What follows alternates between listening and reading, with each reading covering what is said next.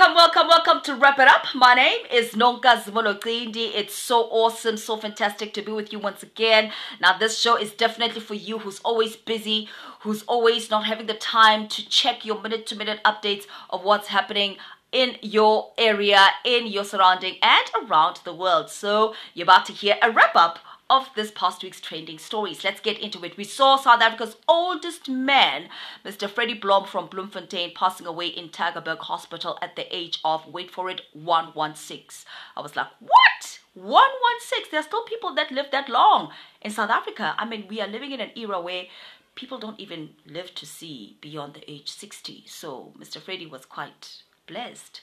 And on that note, may his soul rest in peace. May God keep us that long as well. We learned of the announcement from the Education Department that matriculants will be kickstarting their exams on the 5th of November to the 15th of December 2020. Shame, man. I'm quite concerned about them because they didn't even feel what supplementary or trial exams are like, and they're going to plunge straight into their final exams. And I hope that as you're watching the show and you're in matric, you are preparing adequately and that you will make your family and most importantly, yourself proud. So all the best to you. Right.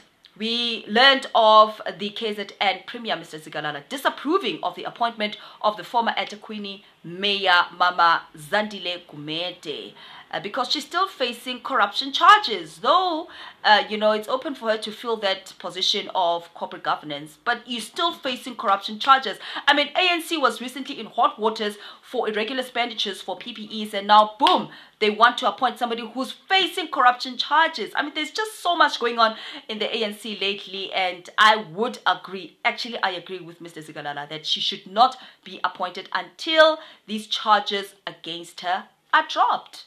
Simple as that. Simple as that. Moving right along, we saw the South African National Editors Forum receiving an award.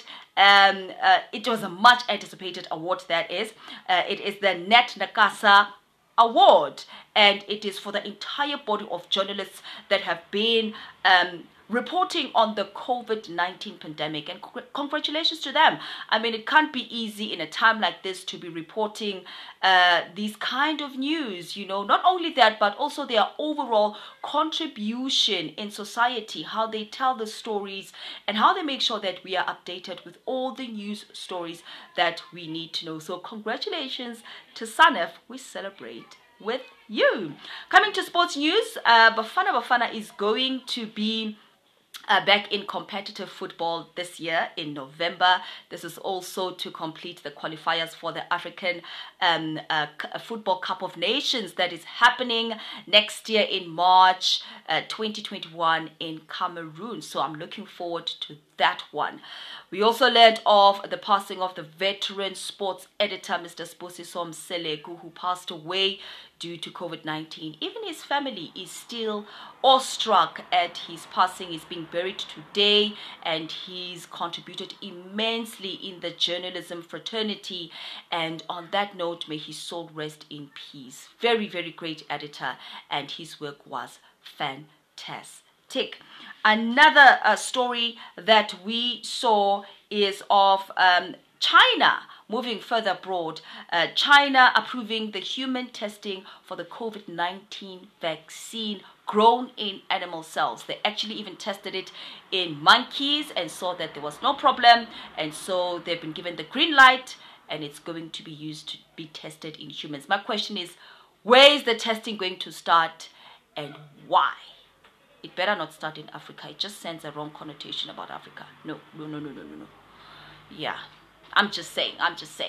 Let me hear what your opinions are on this story as well. And to wrap up this episode, we saw gospel giant Sinach breaking records as well. She was named by Business Day as among Africa's most influential women. I had to look at it so that I don't make any mistakes. Sinach, listen, we are proud, we are learning, and your music is beautiful, it's inspirational, it's reviving, and it changes our lives. This is your season. Continue to shine. We are watching and we celebrate with you. Sinach is definitely one of the influential women in Africa, and her contribution is valid and amazing.